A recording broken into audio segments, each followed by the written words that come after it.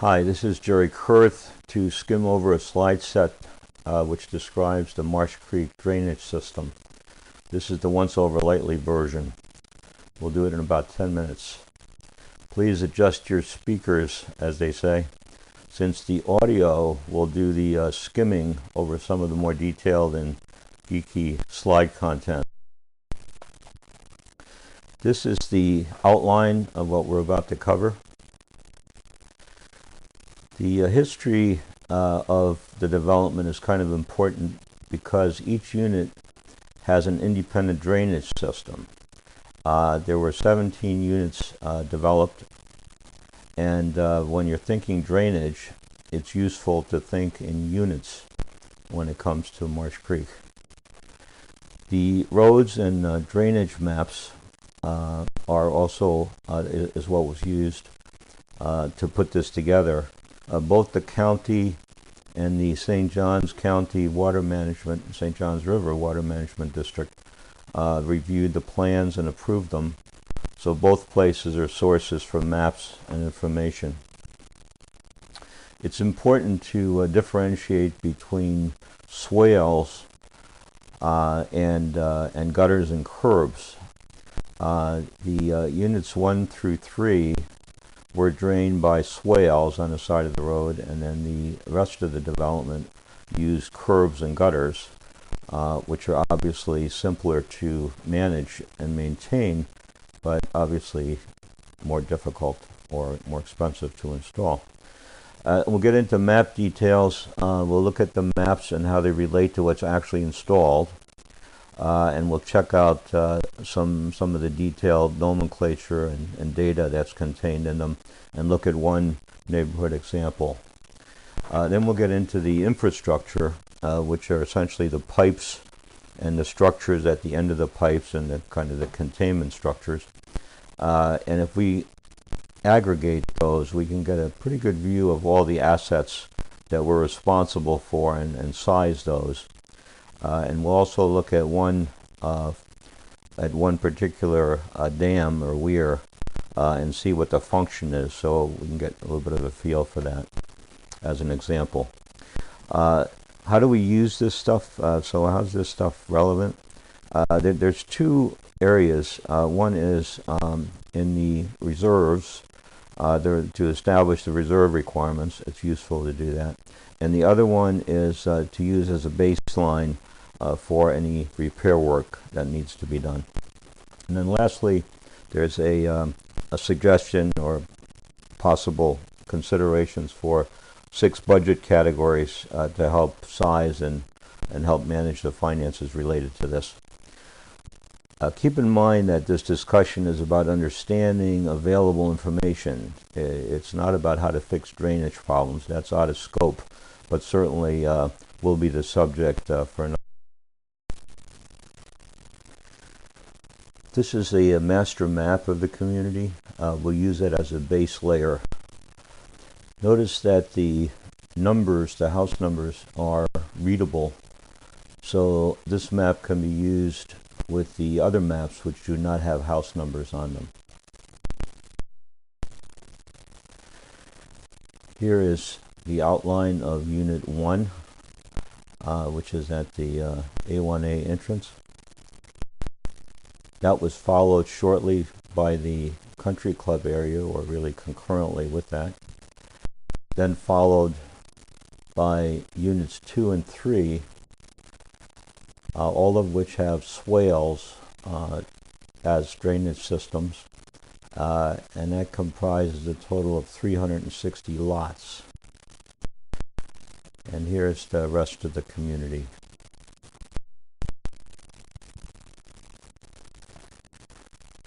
The roads and drainage maps will be overlaid on the structure that you just saw. And here it is for Unit 1. Note that Unit 1 actually has 3 different sections to it. And here is the country club and Units 2 and 3. And that again comprises the total of 360 lots, which have the swale And this is what the map configuration looks like for the rest of the community, which is served by gutters and curbs. The villas were not included in the main map. They are described in one engineering map and comprising units 15, 16, and 17. As shown here on the main map. In addition, there were several home sites added after the major development for a total of 663 lots, all of which are built out with the exception of about 30 at the moment. A quick discussion of swales versus gutters and curbs. The sections with swales are highlighted here.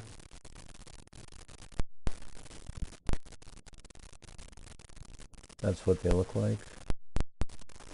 There were various ways owners dealt with drainage issues on their property, some of which were quite interesting and creative.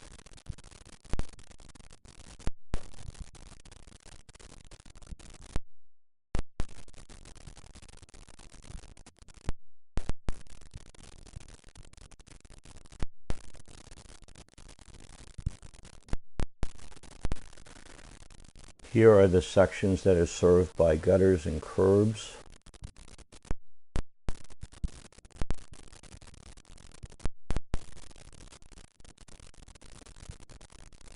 Pretty straightforward and much cleaner than the swale drainage systems. Next, we'll look at the map details.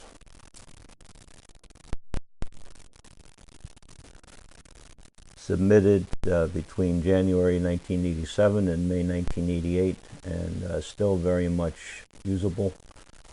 Topography doesn't change very much over time.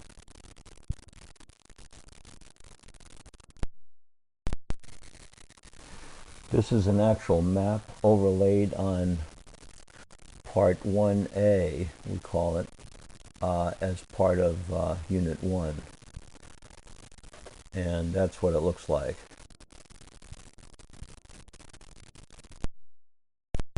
And here's the sample neighborhood we'll be investigating to get a feel for the information that's on the maps. That's what it looks like. And here are the details we'll be looking at. The pipes and structures, as well as the water flows and calculations associated with that.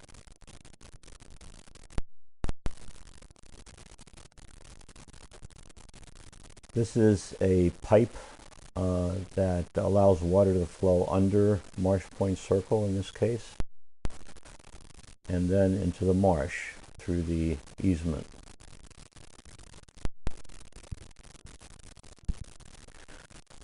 The little arrows indicate the direction of intended water flow.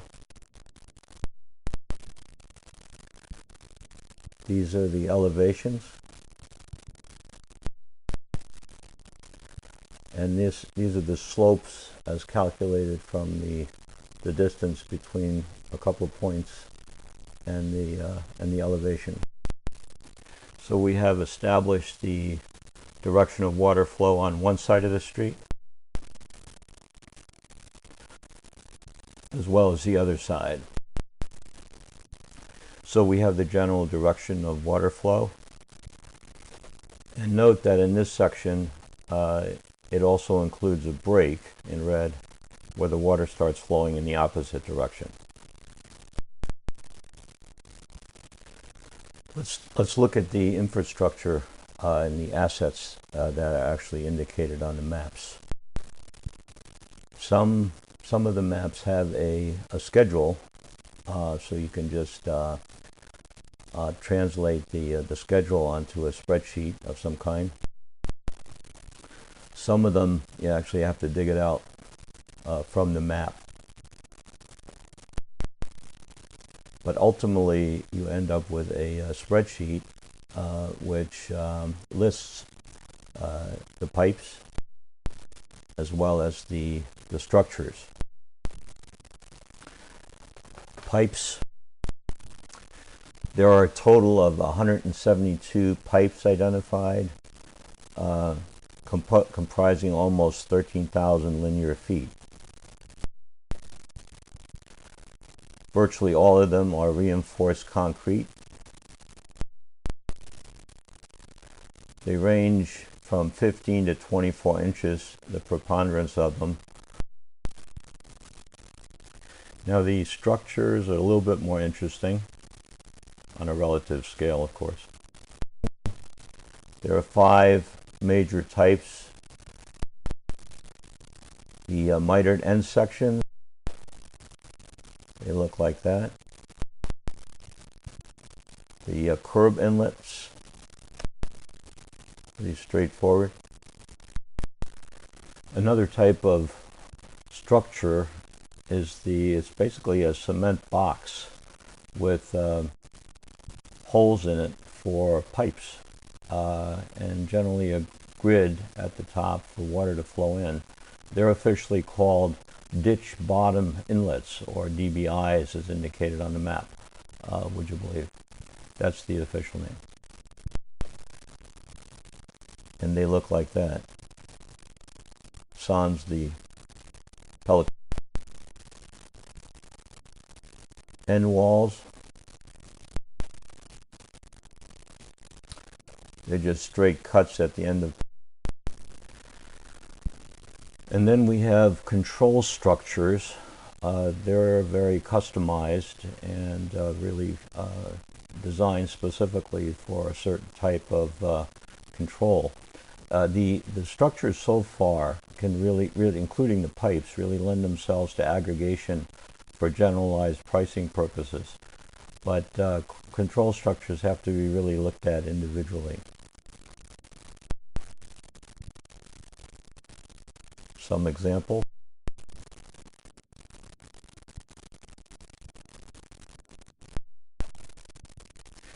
Here is the one that's being worked on currently at the 18th tee.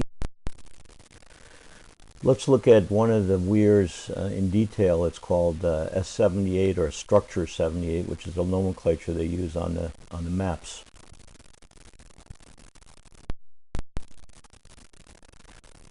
That weir S78 controls most of the water inside Marsh Point Circle, and we have the pipes, of course, and the control and the other structures feeding the ponds inside that circle, and then directing the flows directed into ultimately into that control structure.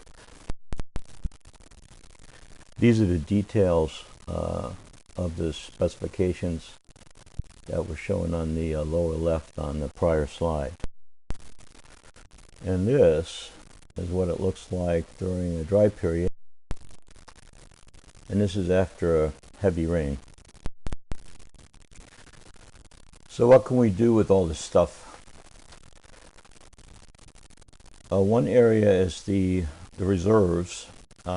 Through a fairly high level of inventory, we can determine the valuation of the assets and the replacement costs and the replacement cycles by categorizing them. And then we can you get a pretty detailed picture of the drainage design that can be used as a base for addressing the problem area or the hot spots that we identify over time. And then lastly, the data can help with the budgeting process by looking at all of those components.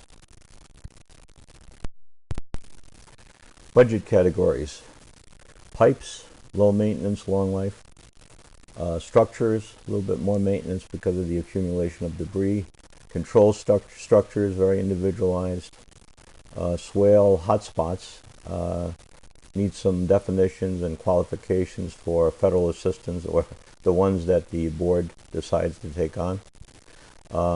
Swale beautification, possibly provide some guidelines for consistency in the future. And then lastly, the mechanical and electrical parts need to be addressed and sized and maintained.